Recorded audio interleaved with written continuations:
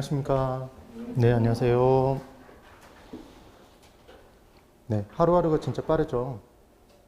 근데 공부는 재밌죠. 고개를 빨리 끄덕이세요, 그냥. 네, 그래야 지나가니까. 네.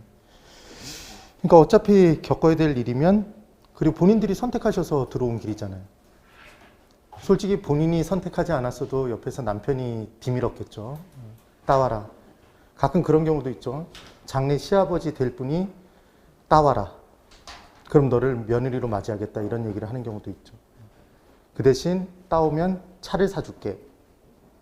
이런 경우를 봤었습니다, 예전에. 열심히 따라오시면 돼요. 네. 자, 이제 부동산, 우리가 지난주에 수요의 변화와 수요량의 변화는 했나요? 했었나요? 한 것 같은데? 근데 표정은 안 하는 듯한 표정이네요. 그래서 이제 수요의 종류에 대해서 한번 설명을 드려볼게요. 개론은 제가 늘 말씀을 드리지만 기본서를 막 읽는 게 중요하지 않아요. 내용을 정확하게 이해하고 수업을 그러니까 PPT 쏴드리는 내용을 이 PPT 자료가 필요하다 이러지 마시고 그냥 쭉 정리를 잘해서 들으세요. 그냥 수업을 열심히 잘 들으시고 그리고 그 부분을 기본서를 가지고 읽어보실 분들은 읽어보시고 제일 중요한 건 복습은 제가 기본서로 복습하시라고 그랬나요? 아니면 문제로 복습하라고 그랬나요? 네, 문제로 꼭 복습을 하셔야 돼요. 그래야지만 내가 아는 것과 모르는 것을 정확하게 구분할 수 있어요. 그게 요즘 장안의 화제인 메타인지 학습 방법이죠. 그래서 아는 것과 모르는 것을 구분해서 모르는 것을 열심히 공부해서 그걸 남들에게 말해보래요. 남들에게 설명할 수 있으면 그만큼 실력이 향상된답니다. 그 내용이죠. 근데 옆에 분들에게 자기가 잘 모르는데 설명하지 마세요. 가뜩이나 헷갈려 죽겠는데 더 죽어버려요. 옆에 분이 이제 사망에 이르게 됩니다. 자, 이제 보세요. 부동산 수요의 종류에 대해서 설명드리는데 간단해요. 자, 여기 보실까요? 유효 수요와 잠재적 수요가 있대요. 이쪽만 보세요, 그냥. 또 찾아보잖아요, 지금. 넘기지 말고 여기 보라고. 그래서 이제 유효 수요와 잠재적 수요는 구분하는 포인트가 둘 다 구매 의사는 있죠. 구매력이 있는 쪽이 어디였죠? 유효 수요. 유효 수요는 어떻게 기억한다? 효과 있는 수요. 어디에? 시장에. 그래서 시장은 오로지 뭐만 따진다? 유효 수요만 따지는 거죠. 잠재적 수요는 사고자 하는 욕구는 있으나 살 수 있는 능력이 없죠. 그런데 그 능력을 갖추게 되면 유효 수요로 거듭난다. 그렇기 때문에 얘를 뭐라고 한다? 잠재적 수요. 그러면 중소득층, 고소득층은 뭐겠네요? 유효 수요. 저소득층은 잠재적 수요인 경우가 많겠죠. 그럼 잠재적 수요는 시장 원리로 접근하면 집을 가질 수 있어요, 없어요? 없으니까 누가 나서서 만들어줘야 돼요? 정부가. 그런 내용이 돼요. 그래서 정부는 정책 수립 시 잠재적 수요를 무시한다 그러면 걔는 O가 된다, X가 된다? X가 된다. 그것만 좀 주의해 주세요. 그 다음 본원적 수요와 파생적 수요가 있대요. 그럼 얘는 그냥 어떻게 기억하시면 되냐면 단어 속에 다 들어있어요. 본원적 수요는 본래 근원적으로 얘가 갖고 싶은 거예요. 됐나요? 그런데 파생적 수요는 말 그대로 본원적 수요에서 파생된 수요예요. 무언가가 갖고 싶은데 그 무언가를 갖기 위해서는 얘가 필요한 거야. 그래서 대표 주자가 뭐냐면 주택을 갖고 싶어요. 그럼 주택 수요는 본원적 수요죠. 수요자 입장에서. 근데 주택을 짓기 위해서는 주택 부지가 필요한가요? 맞아요. 그러니까 주택 부지의 수요가 발생하겠죠. 토지의 수요가. 그러면 토지의 수요는 뭐의 수요로부터? 주택의 수요로부터 파생된 파생적 수요가 된다? 그럼 토지가 기본적으로 주택을 생산하나요? 주택이 토지를 생산하나요? 생각해 보세요. 토지가 주택이 그러면 토지가 막 이렇게 발생되나요? 아니죠. 그러니까 뭐가 뭘 만들어요? 토지가 주택을 만들죠.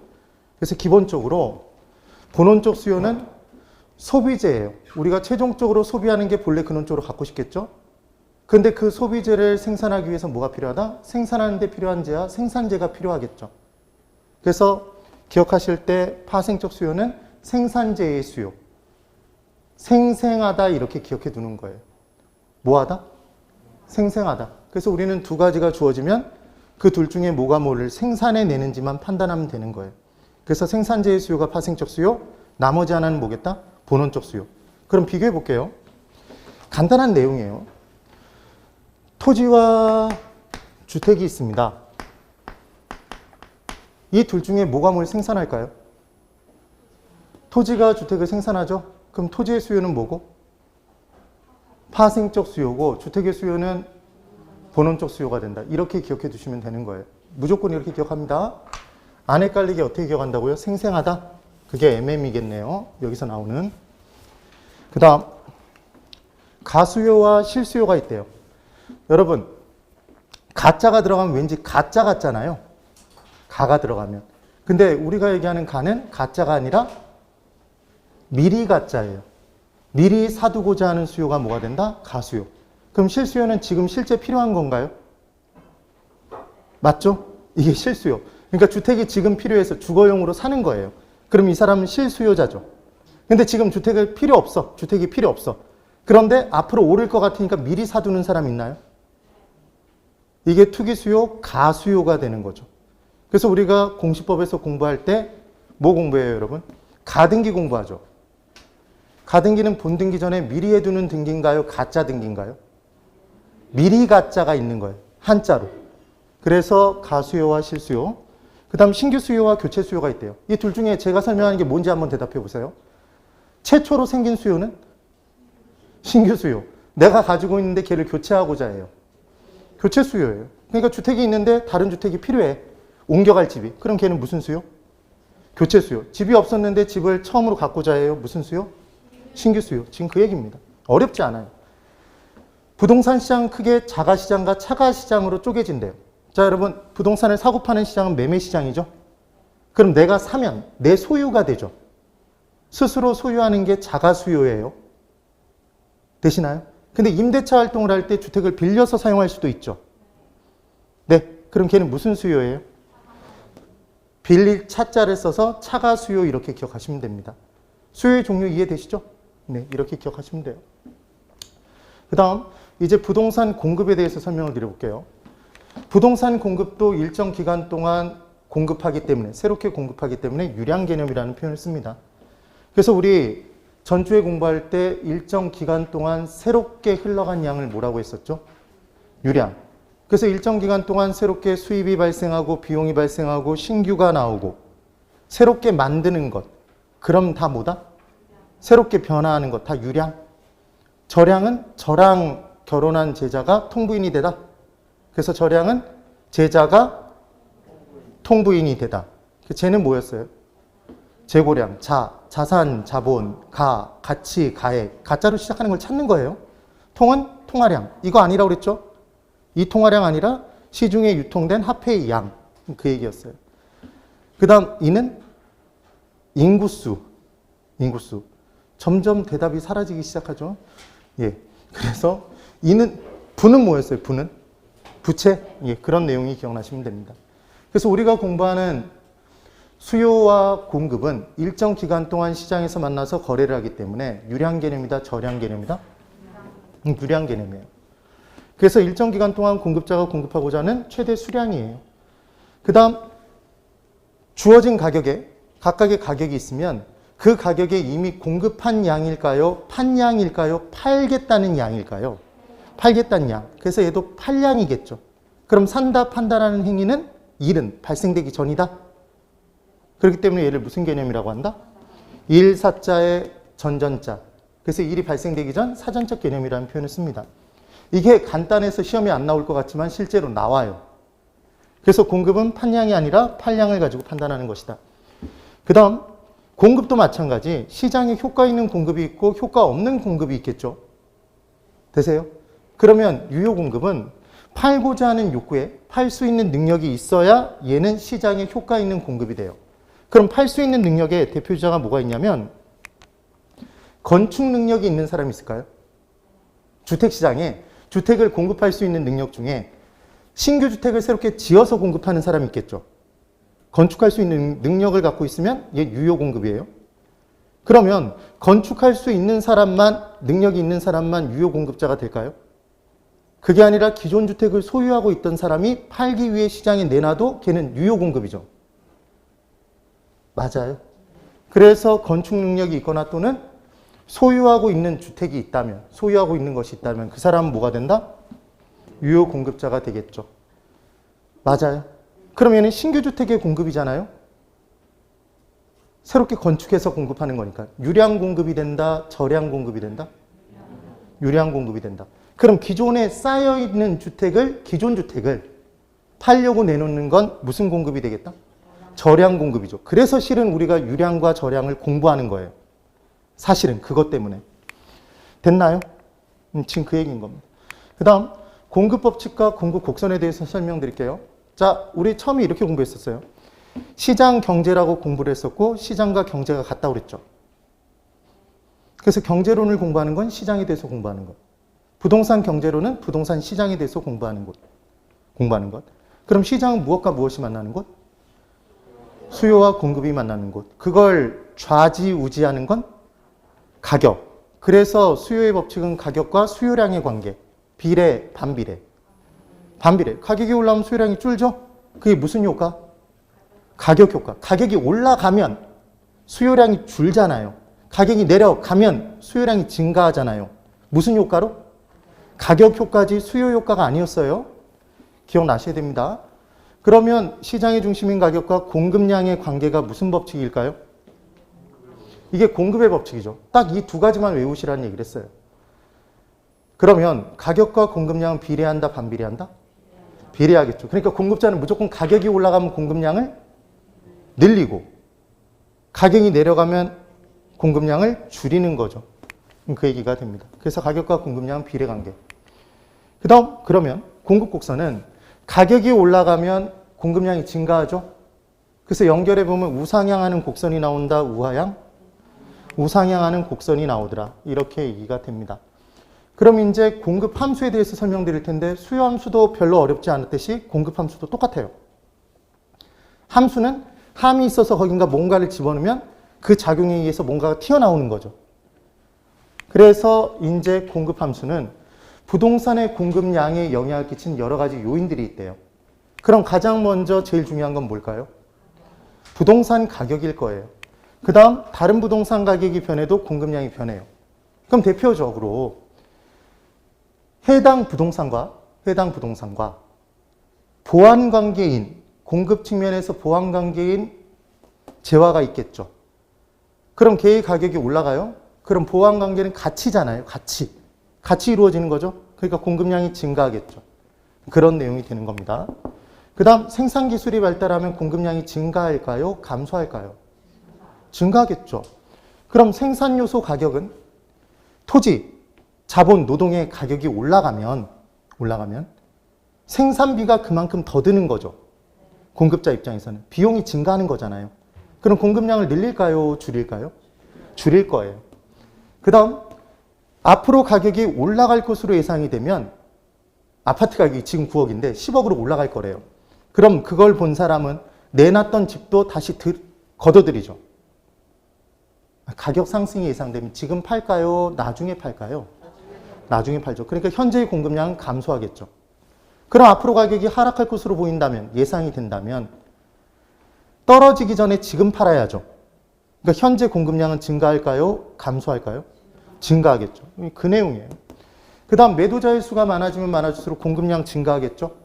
정부가 조세 부과를 많이 해요. 양도소득세를 막 중과세 때려버려요. 그래서 너 양도하면 어떤 이유 따라서 막 70%씩 막 양도 차익을 뜯어가 버려요. 그럼 재미가 있나요? 없나요? 없으니까 공급이 얼어붙을까요? 얼어붙는 게 동결. 걔를 공급의 동결 현상이라고 얘기를 할 수 있죠. 양도소득세 중과 등에 따라. 그래서 정부의 조세 부과에도 영향을 받는다. 뭐는? 부동산 공급량. 지금 그 얘기입니다. 어려운 게 하나도 없어요. 그 다음 공급의 결정 요인을 좀 더 자세히 보면 다른 재화의 가격 변동이 있대요. 근데 여기서는 딱 한 가지만 제가 이제 설명을 드려볼게요. 여기서 뭐만 보시면 되냐면 공급 면에서의 대체재라는 것만 좀 기억을 해두시면 돼요. 공급 면에서의 대체재가 있대요. 질문. 여러분 잘 보세요. 우리가 수요에서 공부했던 건데 수요에서. 이쪽으로 멀어집니다. 이쪽 잘 보세요.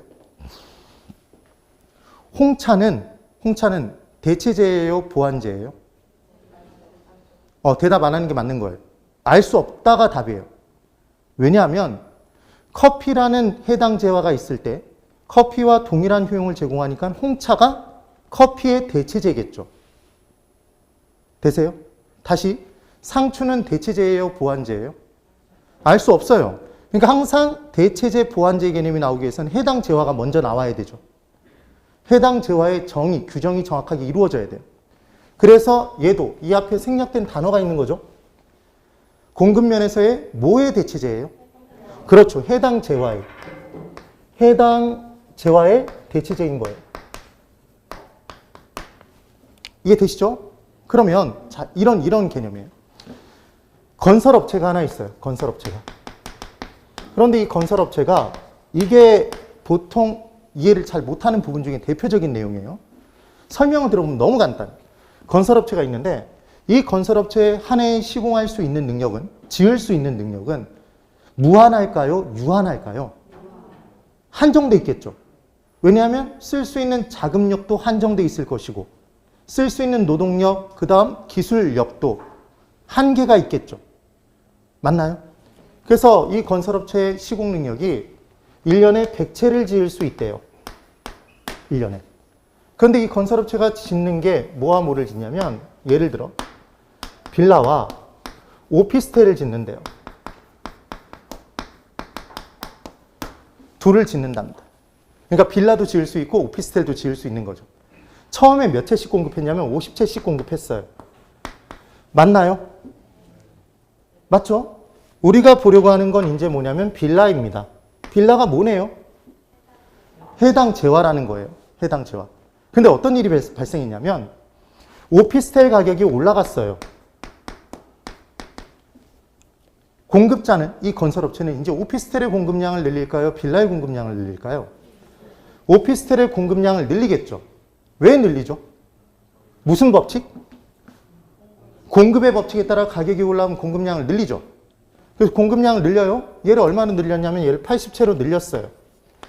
그럼 얘가 50채로 유지될 수 있나요? 줄어야 되나요? 줄여야 되죠. 왜? 시공 능력에 한계가 있으니까. 네. 그래서 이제 이 오피스텔은 해당 재화인 빌라 입장에서 봤을 때는 공급 면에서, 공급 측면에서의 해당 재화 빌라의 대체제인가요? 얘가 맞죠? 그럼 대체제의 가격이 올라가면 공급차는 뭘 늘리니까? 대체제의 공급량을 늘리니까 해당 재화의 공급량은 증가한다, 감소한다? 감소하겠죠. 수요에서도 대체 관계면 하나가 늘면 하나 줄잖아요. 네, 이런 개념인 거죠. 이해되셨어요? 이 개념입니다. 그러면 역으로 가볼게요. 똑같아요. 정말 쉬워. 공급 측면에서의 해당 재화의 대체제 가격이 하락했답니다. 하락했대요. 그럼 여러분 이 대체제 공급하실 거예요? 해당 재화 공급량 늘리실 거예요? 해당 재화 공급량 늘리겠죠? 공급의 증가가 나타나겠죠. 네, 이게 다른 재화의 가격 변동에서 가장 중요한 공급 측면에서의 대체제입니다.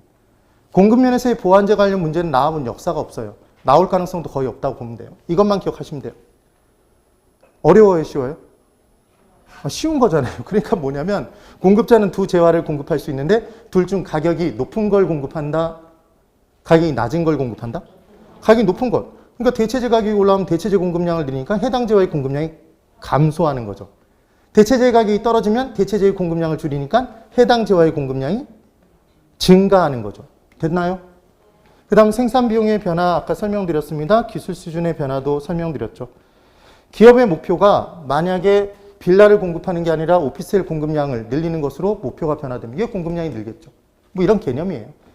금리 수준이 건설업체도 돈 빌려서 자신의 돈만 가지고 지을 수가 없으니까 부동산 금융을 조달해서 건설 자금을 쓸 텐데 그 금리, 이자율이 하락된다면 공급량을 늘릴까요? 줄일까요?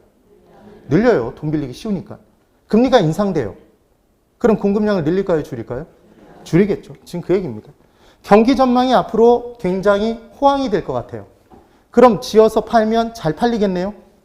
공실이 발생되지 않고 다 만실로 차서 돌아가니까 임대가 되니까 임대 수입 증가해서 임대인의 수입이 커지니까 이제 임대인의 수입이 커지면 새로 분양을 받겠다는 사람들이 생기겠네요. 그러니까 앞으로 더 지어야 되겠죠. 맞죠? 그런 내용이에요. 그 다음 융자금을 얼마만큼 쉽게 끌어들일 수 있는지. 가격 변화의 예상 아까 설명드렸습니다. 그냥 헷갈려 하지 말고 그냥 대답하세요. 무슨 공식처럼 외우는 거 아니에요. 앞으로 가격이 상승할 것으로 예상이 된다면 현재의 공급량은 증가해요, 감소해요? 지금 또 헷갈려하고 있죠? 아까 제가 뭐라고 했냐면 내가 주택을 갖고 있는데 항상 이렇게 생각하라고요. 내가 아파트를 갖고 있는데 팔려고 내놨어. 9억에 팔려고 내놨어. 10억이 될 것으로 예상이 된대요, 앞으로. 한 달 안에. 지금 팔아요, 안 팔아요? 안 팔죠? 그러니까 현재 공급량은 증가한다, 감소한다? 감소하겠죠. 그렇게 기억해 두시면 돼요. 공법상 규제가 있죠, 여러분? 우리나라 모든 토지는 공법상 규제를 받아요, 안 받아요? 받죠. 그래서 국토계획법에 국토의 계획 및 이용에 관한 법률에 의해서 우리나라 모든 토지는 용도 구역이 정해져 있나요? 용도 지역이 정해져 있어요? 용도 지역? 그 용도 지역이 네 가지 뭐였어요? 도, 관, 농자. 기억나시죠? 걔는 학교와 같아서 도이면서 관일 수 없죠? 농이면서 자일 수 없죠? 자이면서 도일 수 없습니다. 그게 포인트였어요. 전학은 갈 수 있어요? 학교 전학 다닐 수 있죠? 그래서 도시지역이 예를 들어 관리지역이었는데 도시지역으로 바뀔 수도 있다? 맞다고 했어요. 전학은 가니까 바뀔 수 있다고 그랬잖아요. 용도지구는 어떻게 외웠었죠? 취재진 보고 경복화재? 학원이기 때문에 중복 적용 가능하다? 네. 그래서 우리나라 모든 토지는 공법상 규제를 받는다, 안 받는다? 받는다. 그래서 가장 규제가 적은 땅은 뭐만 받고 있는 땅? 공법상 규제만 받고 있는 땅. 건물 없어서 물리적 제약 없고 지상권 등의 사법상 제약이 없는 땅. 걔가 가치가 가장 높다? 걔가 뭐였다? 낮이? 기억나시나요? 네. 그런 게 기억나시면 돼요. 그 다음 4번에 공급량의 변화와 공급의 변화가 있대요. 쭉쭉 나가죠, 지금? 얘들은 수요와 똑같기 때문에 그런 거예요, 사실은. 그 개념, 로직 자체가 똑같아요, 논리가. 공급량의 변화와 공급의 변화가 시험 문제 나오면 우리는 무조건 뭐의 변화라고 대답할 준비를 한다? 공급의 변화라고 대답할 준비를 한다. 맞아요? 그럼 지금 우상향하는 곡선 하나가 얘가 공급 하나예요? 맞아요. 얘가 곡선 하나인 거죠. 그래서 실은 공급 곡선은 뭐를 나타내는 곡선? 공급을 나타내는 곡선의 줄임말이에요. 그러니까 곡선의 변화가 나타나면 무엇의 변화고? 공급의 변화고. 지금은 양들이 침묵해야 돼요. 네? 그럼 곡선의 변화가 나타나지 않으면 무엇의 변화가 아니니까? 공급의 변화가 아니니까 얘를 무엇의 변화라 한다? 공급량의 변화라고 한다. 그럼 이 곡선상에서 점이 디립다 이동해 다녀도 무엇의 변화가 아니니까? 공급의 변화가, 지금 곡선의 변화가 아니니까 얘는 공급의 변화가 아니라 무엇의 변화다? 공급량의 변화다. 지금 그 얘기인 거예요. 그럼 공급이 증가하면 얘가 우측으로 이동하나요? 맞아요. 그럼 얘는 곡선의 변화가 나타났어요? 나타나지 않았어요? 흰 곡선에서 노란 곡선으로 변화했죠? 곡선의 변화이니까 얘는 무엇의 변화다? 공급의 변화가 되겠죠. 그러니까 곡선 자체의 변화가 무엇의 변화? 공급의 변화인 거죠. 네. 그런데 이 공급량의 변화를 유발하는 요인이 오로지 하나밖에 없죠. 제가 뭐라고 설명을 드렸었냐면 이 강의실에 있는 분들을 저를 중심으로 박수연을 중심으로 나머지 분들은 다 뭐라고 얘기할 수 있다고 그랬죠? 박수연 이외. 그럼 해당 재화의 가격을 중심으로 나머지는 다 뭐라고 한다?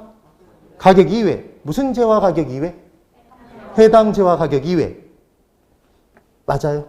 그러면 공급량의 변화만 무엇의 변화에 의해서 나타나는 거다?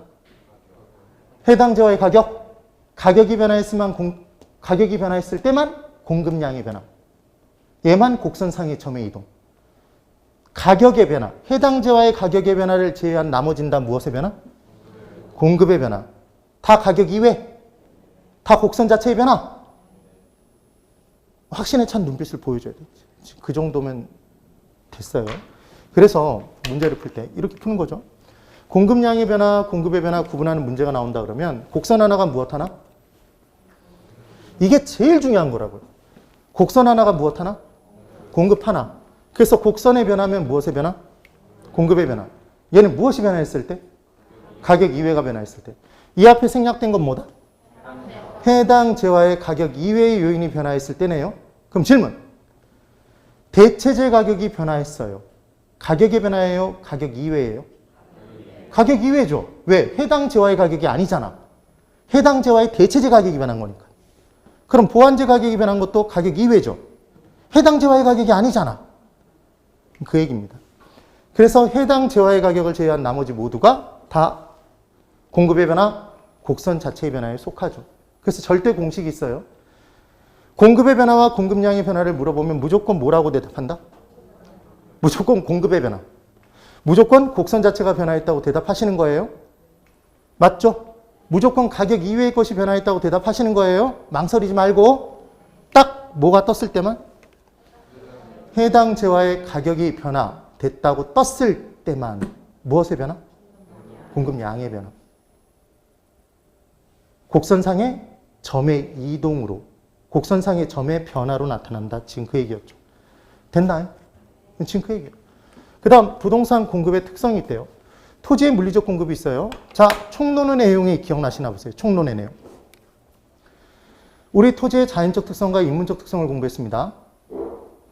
맞죠? 그럼 토지의 물리적 전체량을 늘릴 수 있는 방법이 있어요?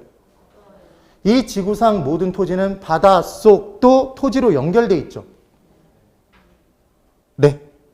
그러니까 바닷속 토지는 이용 불가능한 토지였을 뿐이지 토지가 아니었던 게 아니기 때문에 매립간척 행위를 해서 우리가 봤을 때 토지의 물리적 양이 는 것처럼 보이지만 걔는 단순한 이용의 전환이지 물리적 절대량의 증가가 아니었죠. 그래서 토지의 자연적 특성은 인간이 부여하는 특성이 아니라 토지가 고정 불변적으로 갖고 있는 특성이기 때문에 변하지 아니하니까 예외가 있다 없다? 예외 없이 적용된다가 제일 중요한 포인트였죠. 그래서 부증성의 예외는 존재한다 존재하지 않는다? 존재하지 않습니다. 자, 홍수가 발생했어요. 토지가 멀쩡히 지적공부에 등록돼 있던 토지가 물에 잠겼어. 물 안으로 떨어져 버렸어. 얘를 뭐라고 하죠? 토락지라고 하죠. 그럼 이때 토지에 유실이 나타났으니까 토지는 영원히 계속된다 영속성의 예외인가요? 아니었죠. 잠겨서 이용 불가능하게 만들어진 것뿐이지 토지임에는 변함이 없잖아요. 그래서 자연적 특성에는 뭐가 없다? 예외 없었어요. 그러면 토지의 물리적 절대량은 늘릴 수 있다 없다? 없었죠. 우리 어떻게 외웠죠? 물리적으로 할 수 있는 건 없다고 그랬죠. 초등학교 동창회 기억나세요? 20년 만에 다시 만났다. 힘으로 해결하려 들면 형사 고발 당해요. 고소돼, 고소. 그렇죠? 그래서 물리적인 건 안 돼요. 왜 물리적인 공급은 안 되죠? 증가가 불가능하니까. 무슨 성? 부증성. A 토지가 있는데 B 토지가 옆에 있어요. A 토지를 B 토지가 물리적으로 대체는 할 수 없죠. 왜? 다 다르다? 개별성. 그래서 기억할 때 뭘 기억하시라고 그랬죠? 뭐가 땡긴다고? 대개? 대개. 아주 처음 보는 듯한 표정을 짓고 있잖아요. 원래 이런 거예요. 그래서 물리적인 대체는 왜 안 된다? 개별성 때문에 안 됐었죠. 됐어요? 하여튼 토지의 물리적인 공급은 가능하다, 불가능하다? 불가능하니까 가격이 올라가도 공급량은 하나도 못 늘려요? 그럼 얘는 연결하면 수직선이 되죠. 그래서 토지의 물리적 곡선은 수직선이겠죠. 불가능하다 지금 그 얘기예요? 그럼 토지의 경제적 공급은 가능한가요? 이게 특정 목적으로 사용되는 토지였죠. 그래서 주거용지의 가격이 올라가면 주거용지의 공급을 늘릴 수 있다? 다른 용도로 이용되던 토지를 용도 전환해서 공급을 늘릴 수 있다? 이게 무슨 공급? 경제적 공급 또는 용도적 공급.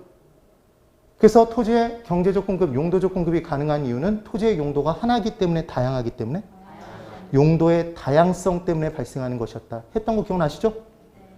그럼 얘는 주거용지 가격이 올라가면 제가 가격 올라갔다 그러면서 자꾸 위로 올리죠? 가격은 상하로 움직이니까 그래프상에서 가격이 위로 올라가면 주거용지 공급량 늘릴 수 있더라? 무한대로 늘린다. 어느 정도? 어느 정도 늘릴 수 있죠. 무한대로 늘릴 수는 없지. 그럼 우상향하는 곡선이 나오겠네요. 그 내용인 거예요. 네. 그 다음 단기 공곡선과 장기 공곡선이 있네요. 그러면 단기와 장기 중에 얘는 그냥 측정 기간을 얘기해요. 측정 기간. 그러니까 가격이 올라가 놓고 공급량이 증가된 기간을 따지는데 이게 일주일 동안 따지는지 한 달 동안 따지는지 이 얘기예요. 그럼 일주일 단기간 따지는 것과 상대적 개념이겠지만 한 달 동안 공급량의 변화를 따지는 것 중에 언제 더 많이 변해요? 장기죠. 맞아요. 그럼 얘가 더 완만해질까요? 완만해지는 이유를 설명드려 볼게요. 여기 잘 보세요. 원래 여기에 점이 있었어요. 얘는 가격과 공급량의 조합입니다. 그런데 가격이 올라갔어요. 이렇게 올라갔어요. 그러면 이제 공급량이 증가해야 되겠죠. 단기에는 공급량이 증가가 많아요, 적어요? 단기에는 공급량이 변화가 적죠. 그러면 이제 공급량이 요만큼만 증가해서 이 점으로 갔다고요.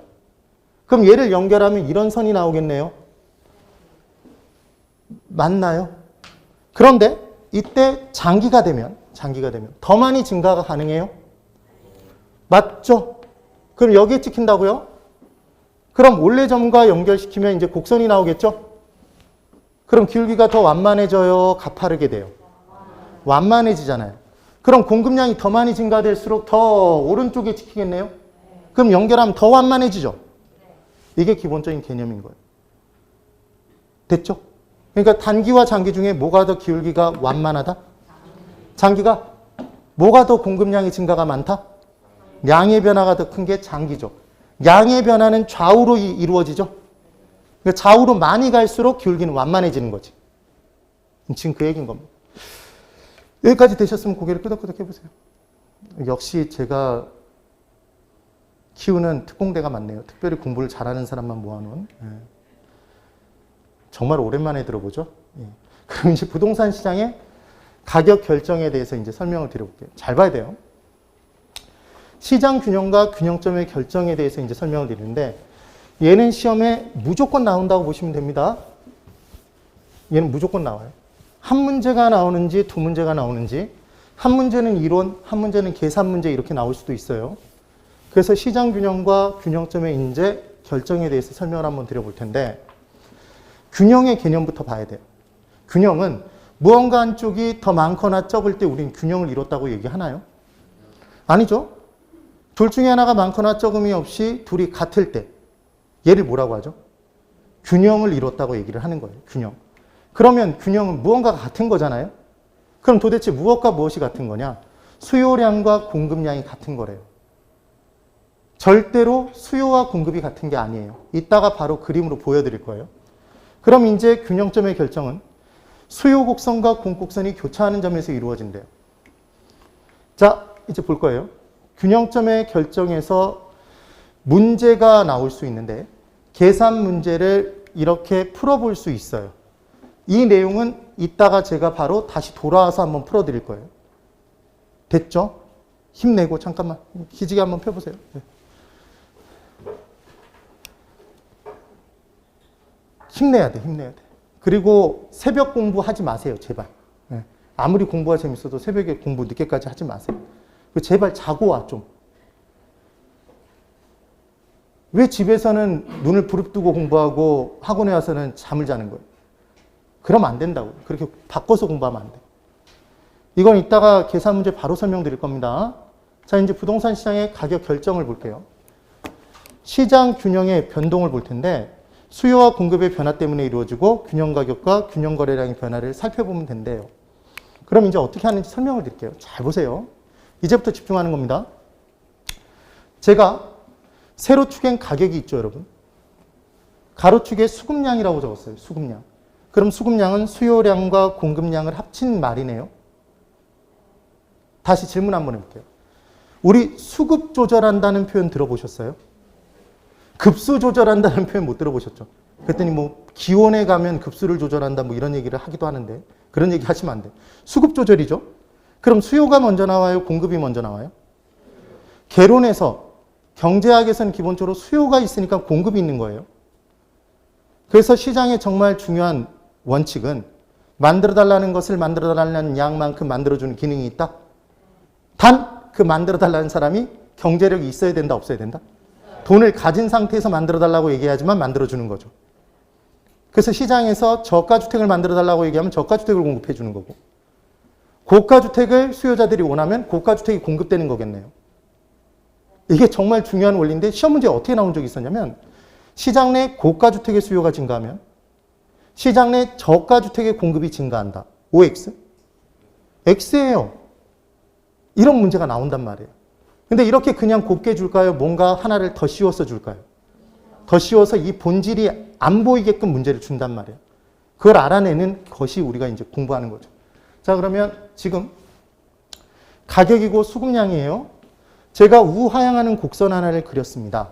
그럼 여기서는 수요와 공급을 동시에 본다는 얘기예요. 우하향하는 곡선은 수요예요? 공급이에요? 얘 수요 곡선이죠. 맞나요? 그럼 이제 우상향하는 곡선이 그려졌어요. 공급 곡선이죠. 둘이 교차하는 점이 있어요. 얘가 바로 뭐냐면 균형점이래요. 그럼 균형점에서는, 자, 지금 균형이 떴어요, 여러분. 균형 떴어요. 균형은 수요와 공급이 같은 건가요? 수요와 우하향하는 곡선과 공급, 우상향하는 곡선은 절대로 같아질 수 없어요. 딱 봐도 얘들이 같아질 수 없다는 게 보이죠? 그래서 시험 문제에서 만약에 균형은 수요와 공급이 일치되는 상태다 그러면 X라고요. 그럼 무언가가 같을 거예요? 뭐가 같은지 봤더니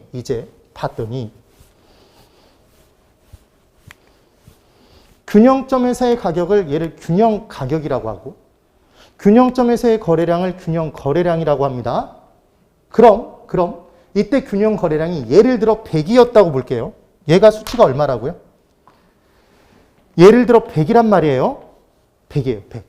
그러면 이때 수요 곡선에서 보면 이 점을 따라서 내려가면 얘는 무슨 양인가요? 수요 곡선에서의 양은 수요량이 100인 거죠, 지금. 이해가 되세요? 수요량이 100인 거예요. 그럼 공급 곡선에서 이 점을 따라 내려가면 공급량인가요? 공급량이 지금 100인 거죠? 맞아요. 그래서 균형은 무엇과 무엇이 같은 것이지? 수요량과 공급량이 같은 상태가 균형인 것이지 수요와 공급이 같은 상태가 아니에요. 주의를 해둬야 되는 내용이에요. 여기까지 됐죠? 그러면 균형 가격을 구할 때는 만약에 문제에서 이게 아까 봤던 문제인 건데 균형 가격을 구해보세요 그러면서 수요 함수와 공급 함수를 주고 구하는 문제, 계산 문제가 나온단 말이에요. 그럼 균형 가격은 어느 상태에서의 가격이죠? 균형 상태에서의 가격이에요? 균형은 무엇과 무엇이 같은 거라면서요? 수요량과 공급량이 같은 게 균형이라면서요? 그럼 수요량과 공급량을 같게 놓고 풀었을 때의 P가 균형 가격이겠네요? 맞죠? 그래서 이걸 푸는 요령들을 이제 설명을 드린다는 얘기예요. 여기까지는 되셨어요? 그래서 같은 건 무엇과 무엇이 같은 거다? 수요량과 공급량이 같은 거예요. 그러면 이제 예를 한번 볼까요? 칠판 이쪽 잘 보세요. 다음 조건에서 A 지역의 아파트 시장이 T 시점에서 T 플러스 1 시점으로, 그러니까 얘가 예를 들어 2020년이면 T 플러스 1이면 2021년이죠. 1년 차이 난 시점으로 변화했을 때 균형 가격과 균형 거래량, 균형량의 변화는 얼마입니까? 이렇게 문제가 주어질 수 있다는 거죠. 단 주어진 조건에 하나며 P는 가격이래요. 끝나는 그 순간까지 P는 가격이에요. 따라해 보세요. P 같은 내 돈. P는 돈이죠. 가격이에요. 나중에 정책론에서 써먹어요. P는 가격. 그럼 QS는 서플라이니까 공급량이고 그 다음 D는 디맨드. 그래서 QD는 수요량이네요. 맞죠? 그래서 QD1, QD2가 나왔다는 얘기는 수요 함수는 변했다는 얘기죠, 지금. 변한다는 얘기예요. 그래서 아파트 공급 함수가 QS는 2P랍니다. 이렇게 준 거예요. 그리고 T 시점의 아파트 수요 함수는 QD1은 900-P래요. 그럼 제가 이 식을 정확히 푸는 걸 설명을 드려볼게요. 원래는 이렇게 풀어야 돼요. 이 부분을 가려놓고 볼게요. 얘 없다고 생각하고 볼게요. 그럼 이 둘이 같은 거죠, 여러분? 지금 이 식에서 제가 쟤를 여기다가 뽑아서 적어볼게요. 그럼 QS는 2P죠, 여러분? 맞나요? 그 다음 QD는 QD1인데 그냥 QD2가 없으니까 지금 QD는 900-P죠. 이 식의 분석을 한번 해볼 거예요. 분석. 잘 보고 대답해 보세요. 지금 얘는 공급 함수인가요? 맞아요? 얘 공급량이라고 그랬잖아요. 가격과 공급량의 관계를 나타내는 게 공급 함수? 하나의 공급이죠? 맞아요? 그러면 가격과 공급량은 비례의 관계예요? 반비례 관계예요? 비례 관계라고 그랬죠? 그럼 비례 관계면 부호가 플러스가 붙어야 돼요? 마이너스가 붙어야 돼요? 플러스가 붙죠. 그래서 지금 여기에 생략되어 있는 부호는 플러스인가요? 만약에 문제에서 공급 함수를 줘놓고 이 앞이 마이너스가 붙어있다 그러면 그 문제는 미친 문제예요. 그런 문제는 나올 수가 없어요. 왜 그렇게 되는지 이해되셨죠, 지금? 그러면 이제 여기 그대로 잘 보세요. 지금 QD가 나오고 가격이 나왔으니까 얘는 가격과 QD, 수요량의 관계를 나타내는 함수죠. 아니, 함수라고 얘기하면 어려워하니까 식이죠, 식. 맞죠? 그럼 얘가 하나의 뭐예요? 수요죠. 지금 수요 함수예요. 가격과 수요량은 비례 관계예요? 반비례 관계예요? 반비례 관계죠. 그러니까 이 앞에 부호가 뭐인 거예요? 마이너스가 붙는 거예요. 이 앞에 부호가 플러스가 붙어 있으면 역시 미친 문제입니다. 역사상 그런 문제는 나온 역사가 없어요. 됐죠? 그럼 이 문제를 풀 때 원래 정확히 푸는 방법은 균형 가격을 구해보십시오 그러면 P를 균형 가격을 구해보십시오 그러면 균형은 무엇과 무엇이 같은 거라고 했죠? 무엇과 무엇이 같아요? 수요량과 공급량이 같은 거죠? 그럼 결국 이 둘이 같다는 얘기는 이 둘이 같은 건가요? 맞죠? 그래서 이 P는 이제 이 문제를 풀 때 이 P는 900-P잖아요. 이 식이 왜 나왔는지 이해되세요?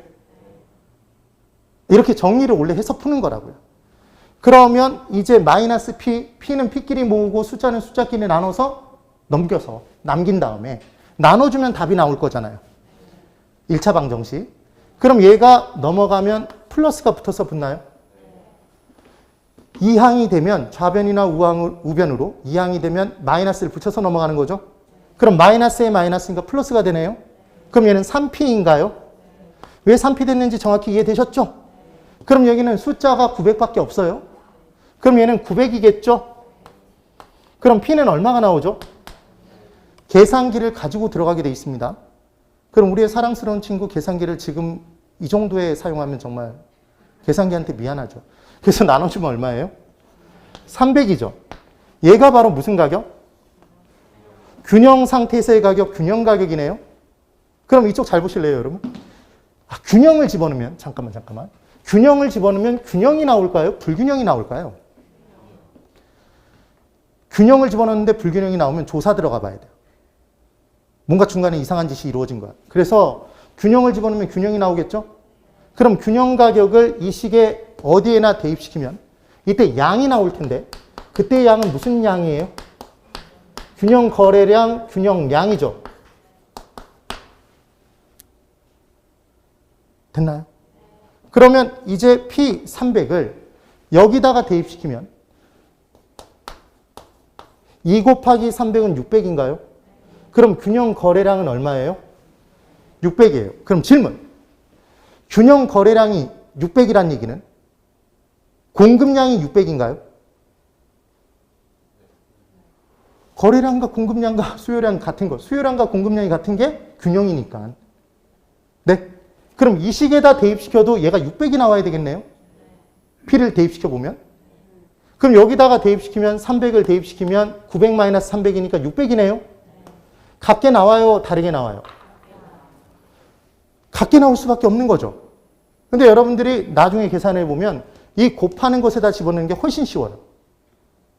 균형 거리량을 물어보면. 여기까지 되셨죠?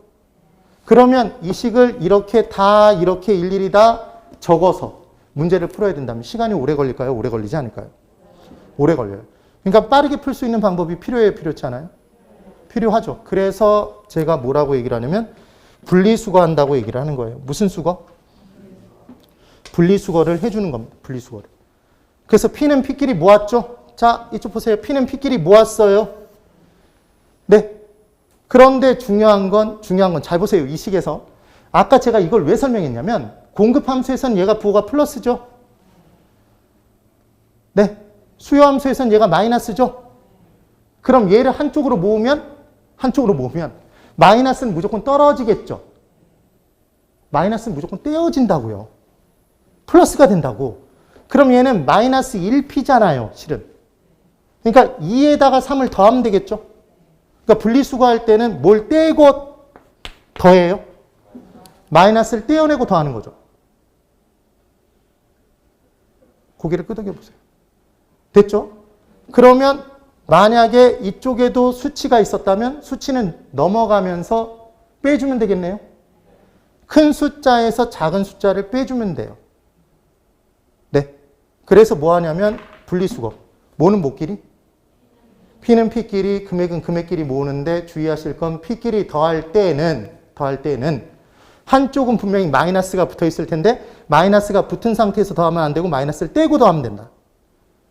그것만 기억해 두시면 되는 거예요.